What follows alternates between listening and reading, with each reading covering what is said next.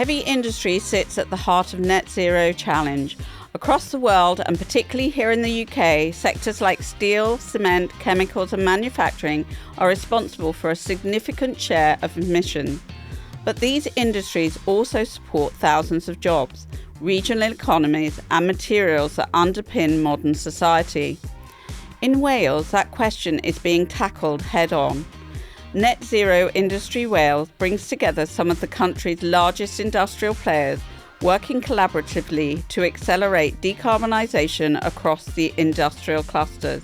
Today, I'm joined by Ben Burggraaf, CEO of Net Zero Industry Wales, to explore how Welsh industry is navigating the transition to net zero and what role hydrogen could play in powering the industries of the future.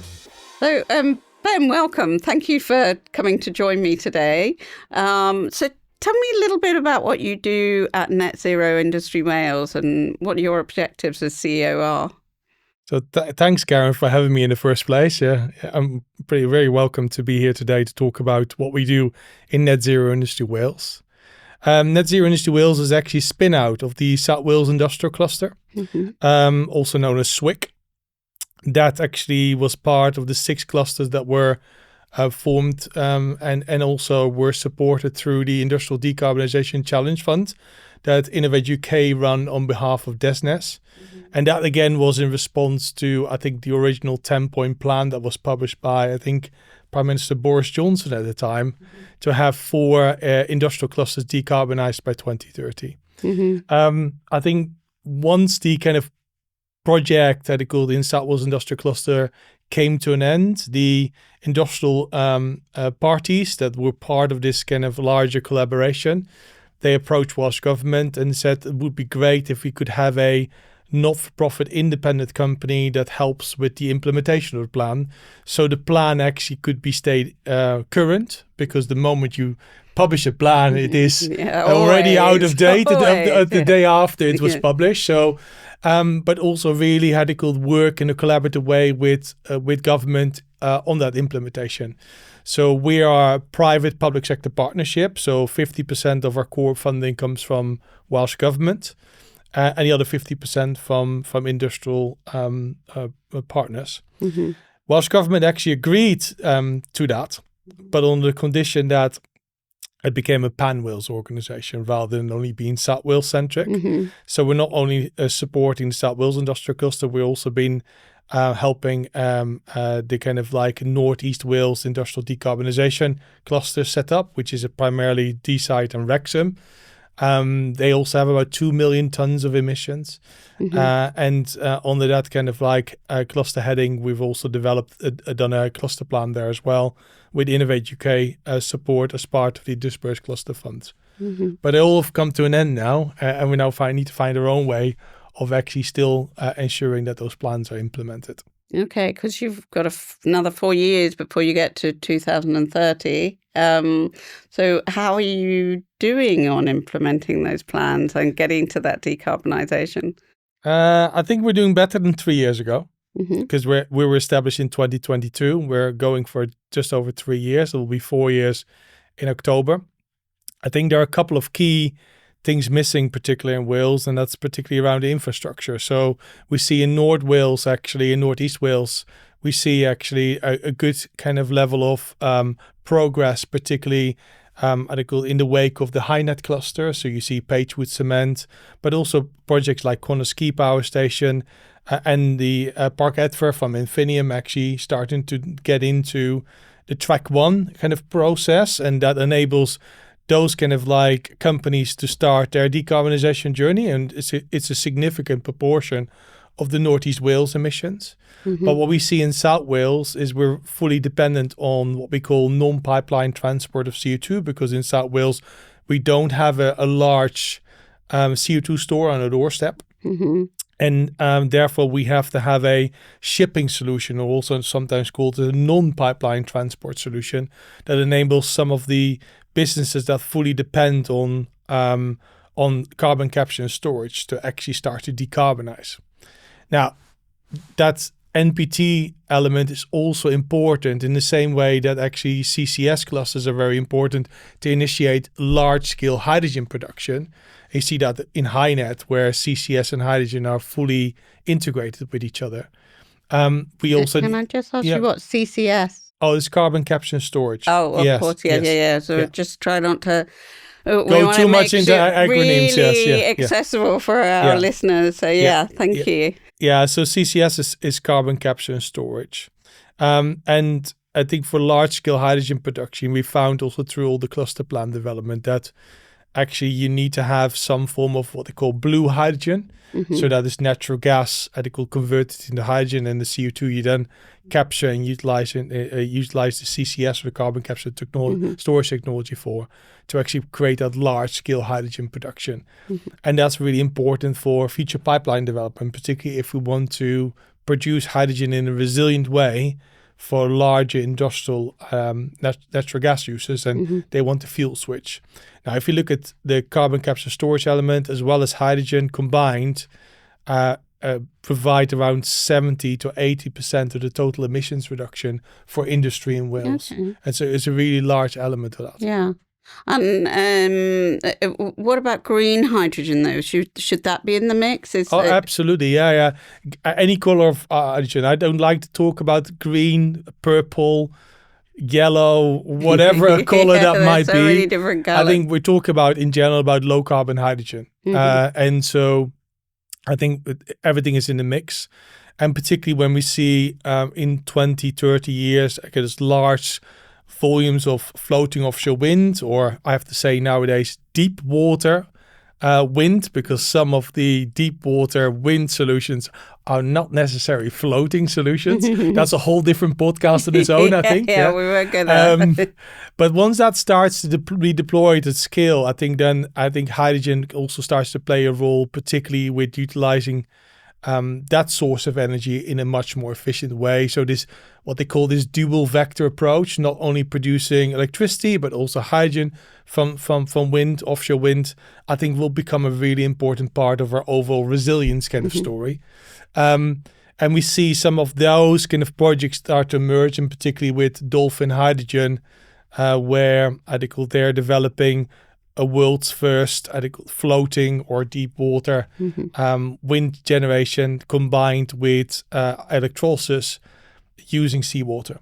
Oh, okay. Yeah. And they want to scale very rapidly. So as part of our Hydrogen Valley bid, what we currently are putting together and want to submit on the 15th of April, you see some of those projects actually taking forefront to center. It's a very innovative because it falls effectively between the contracts for difference, also known as CFD, as well as the Hydrogen Accelerator Round HAR kind of process. Because you effectively have two projects. You have a wind project and you have a hydrogen production project that are actually co-located at the same location. Yeah. And there's no actually grid involved. So that's the kind of interesting about that particular project. But yeah, it plays a really important part of the overall mix.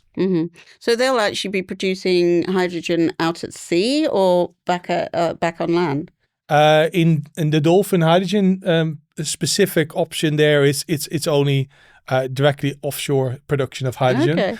Okay. Once it gets upscaled, they even want to put a pipeline in, and that's again it's a complex regulatory challenge as well as a technological challenge. But yeah, that's all in development. Okay, and you mentioned regulation there. What for you in South Wales? It's obviously GW Shift's region, but you're looking at the whole of Wales.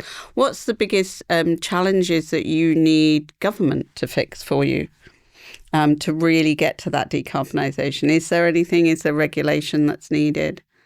I think there is. I think definitely regulations needed. I think particularly when we talk about hydrogen pipelines. So the hydrogen transfer business model, I think is really important to unlock investment into a larger scale hydrogen pipeline. So it was great to see, I think a couple of weeks ago, where DESNZ announced a support for a hydrogen pipeline. I think co-located with the East Coast, kind of carbon capture and storage kind of cluster.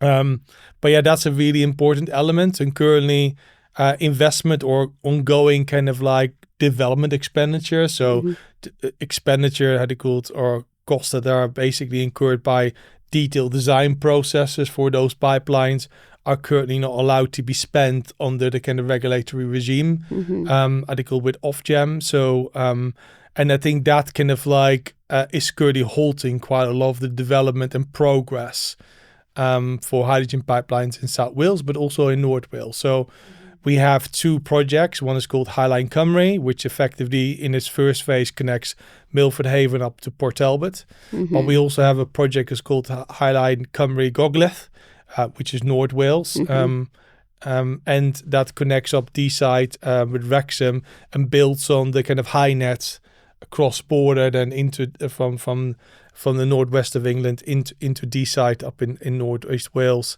and then goes down into Wrexham and connects up one of the largest industrial states in Europe.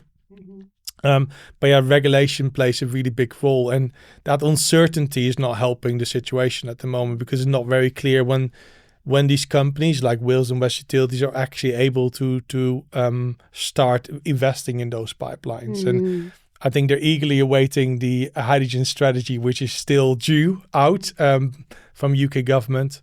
But Welsh government already has been very clear about the role that these hydrogen pipelines plays for them to actually reach their own carbon budgets, and particularly 2035 and beyond. And so they already spelled out the need for these hydrogen pipelines. But I think that's the biggest regulatory hurdle with regards to hydrogen specifically. And as already said earlier, that the non-pipeline transport element is also intrinsically linked to this. And again, we haven't got any certainty yet on whether they can access these CO2 business models as well. And currently that's only accessible for pipeline connected project at the moment.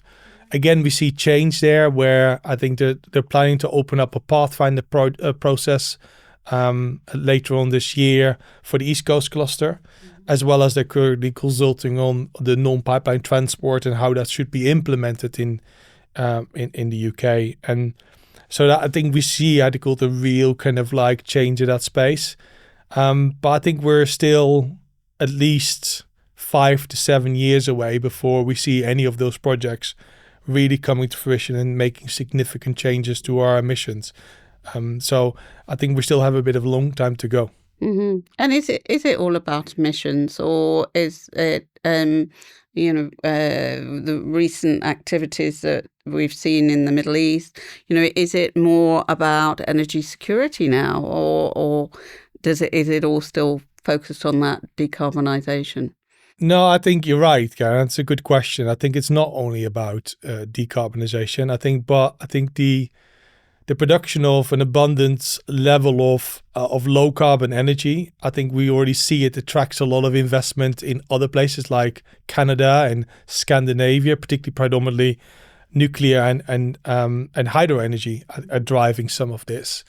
But I think it is for South Wales, but also to a certain extent to the northeast of Wales, the opportunity to almost reinvent itself and actually restart a new, some people call it green, I would say low carbon industrial energy revolution. And I think that is a really important aspect, because I think if you look at Welsh's manufacturing base, has seen many companies close over the last 20 years. We've seen a lot of deindustrialization. And that's not only for South Wales the case, it's also for the northeast of England.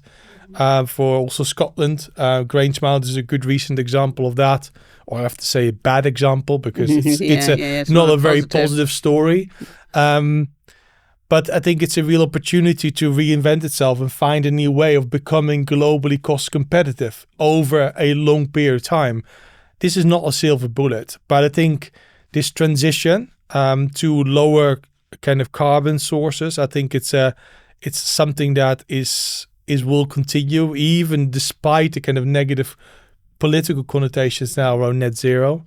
But it's really important to get energy security and create a bit of sovereignty as well in our manufacturing process. And I think recent events, whether it's the invasion of Ukraine, but also more recently the Iranian kind of and Gulf kind of the kind of Middle East conflict, we've seen how they called really kind of like our vulnerability with regards to energy costs, and that energy security piece will come in. And then on top of that, we have our global race for materials, whether it's rare earth materials or any other kind of raw material. So I think we need to be in a position in Wales, but I think wider UK, that we become actually much more inventive about keeping materials in our own nation. So electric vehicles, once the end of life, make sure that we don't let them leave the UK, find a way of recycling that lithium so we create some sovereignty. And I think that kind of like circular kind of thinking about actually making better use of the materials we have in the UK and be less dependent on imported materials from elsewhere, I think will become also a very important part, not only from a economic perspective, but also I think from a strategic and defense. And so I've seen key projects to actually recuperate raw materials from existing industrial waste streams, like, for example, ash mounds from coal-fired power stations.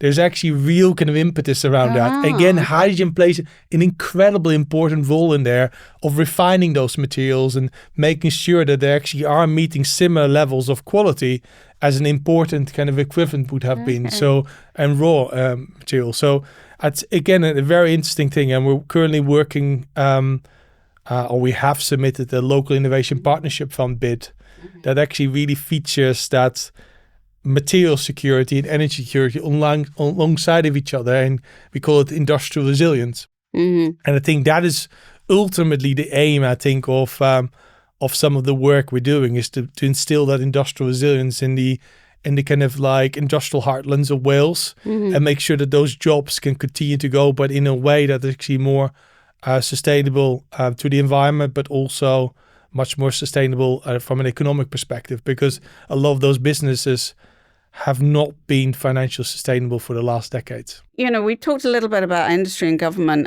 Where does academia come in here? Is it needed to develop these plans or to deliver these plans? What's your thoughts around that? I think we already ventured on the role of academia. Firstly, is to help train people, isn't it? Yes, because absolutely. Academia in principle are educational institute, and they really provide us with the talent of the future, and particularly to fill those jobs. So I think that's a primary. I think research is also a very important element to this. And that's not only important now to actually reduce the kind of burden that sits with UK, like HM Treasury at the moment, but also I think on long term, post 2020, to make the industrial heartlands we talked about cost competitive, because energy is a really important cost element to that. So if you already start to build in long time additional energy costs over time, you make them inherently less competitive for the long time when the government support will drop out, and that will be over 20 years. So I think this is where academia and ongoing innovation plays a big role. And we've seen that actually happening in the Launchpad. So we run a Launchpad in Southwest Wales, where hydrogen, again, was a really important theme alongside circular economy, as well as offshore wind. And we've seen projects like marine power systems that actually are developing more cost-effective kind of like floating, or I have to say, deep sea structures, because they're not floating. They're technically actually fixed to the bottom, but with a very long connection. And these kind of like projects they're aimed to bring the cost down of a given wind turbine solution. And we've seen similarly, I think, a project being supported there on bringing carbon capture storage technology, particularly for food and beverage companies. And they're claiming to be only currently a third of the price of what currently is done through amine technology. So I think these projects, if supported with innovation, I think with support of academia, can really start to turn the dial on this carbon versus cost kind of discussion, and bring them much closer together. Okay, which is definitely needed. So, Ben, planning for these things, whether it be for in terms of the communities they're going into, or the energy infrastructure. We've talked about how It's not just about hydrogen. You joked about my title of this podcast, The Only Way is Hydrogen. How do you plan for what the energy system should be, what it should look like, and how important is that for Wales? Really, I think when you talk about regional infrastructure, it's not only informing those strategic plans, but it's also then needs to be coming through HM Treasury with the appropriate level of support that is equivalent to its emission burden to actually enable that infrastructure to actually be built. And I think that combination is really important when it comes to regional infrastructure and all the decisions that come with it.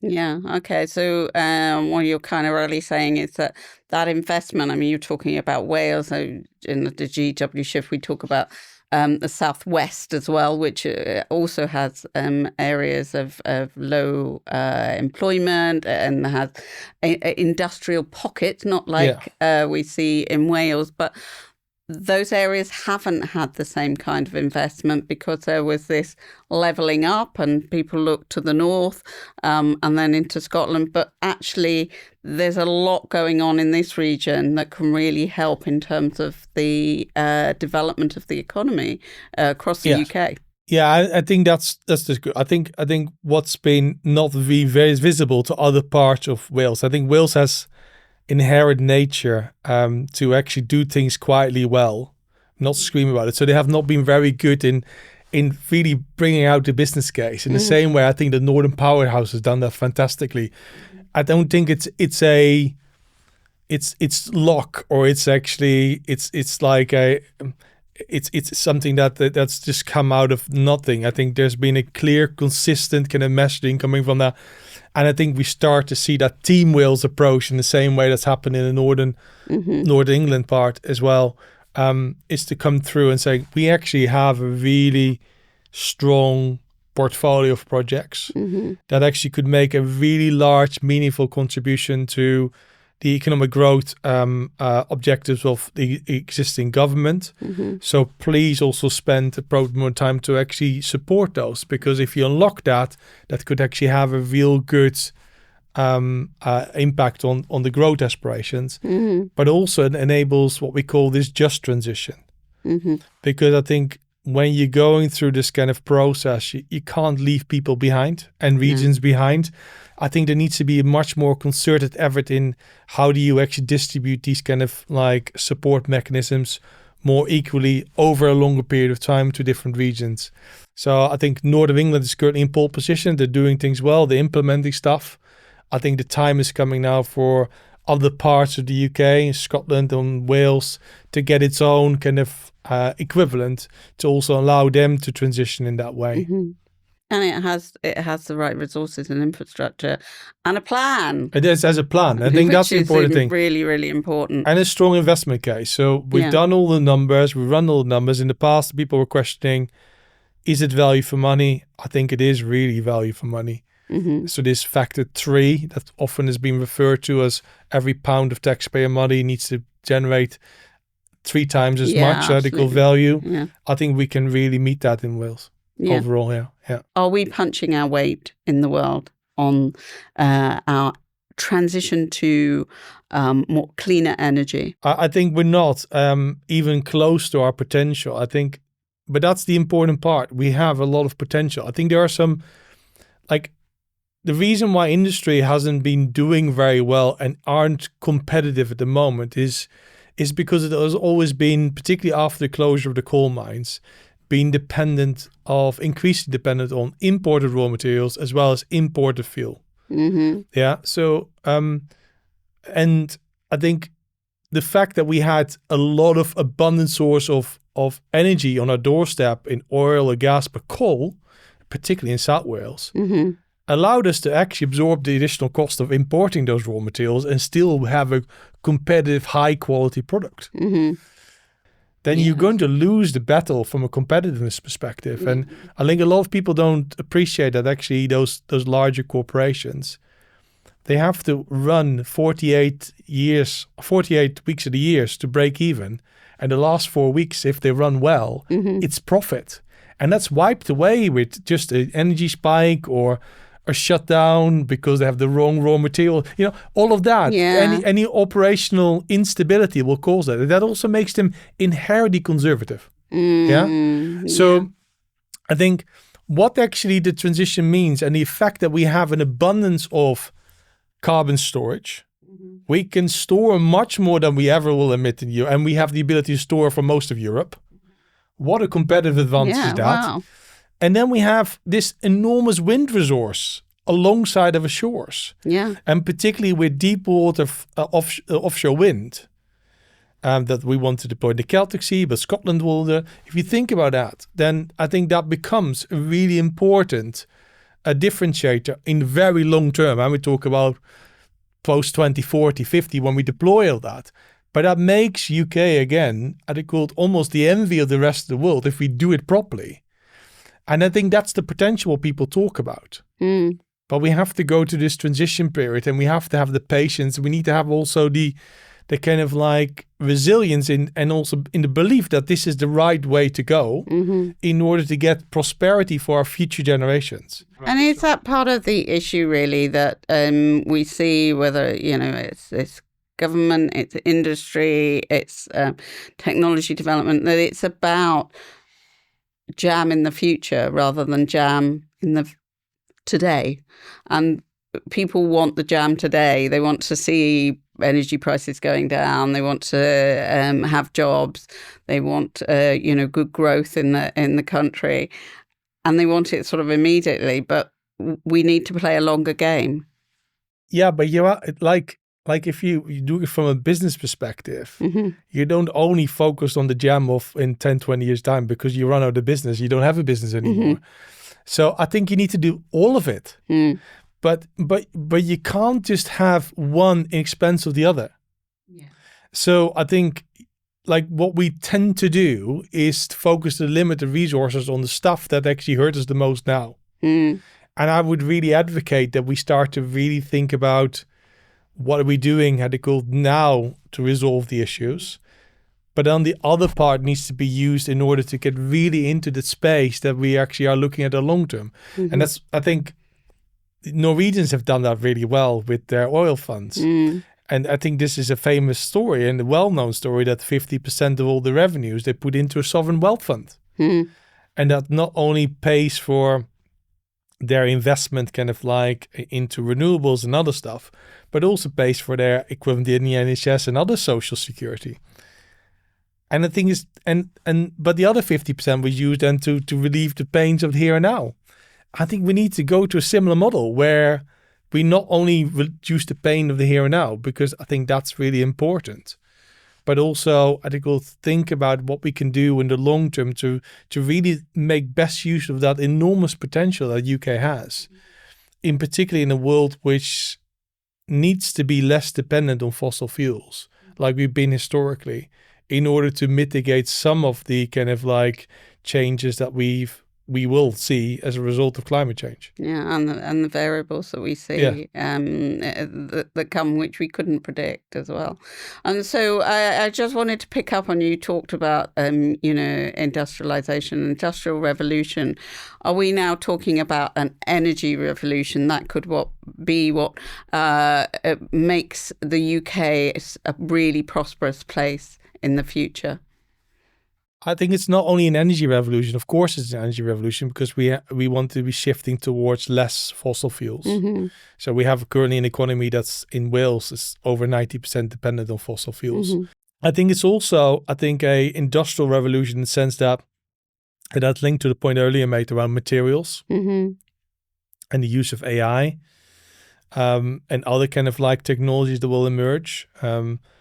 So it's not only where we get the energy from, it's also how we utilize that energy and how do we utilize that energy to actually make better use of the materials we already have. And I think that needs to venture into also other kind of sectors. Like, for example, I always say to people, okay, why are we first designing the buildings, then creating the bill of materials, and then sourcing the materials from other places of the world, rather than actually saying, what materials are being created on our doorstep?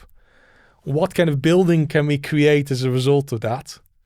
and design something like that, whether it's with wood or with steel or, rather than having to get adequate equipment all the way from other places of the world. And I think it is a whole different way of thinking. And then on top of that, we have to then think about, okay, when we design these kind of new structures, cars or whatever that is, are we actually designing them to also be disassembled and actually reused again?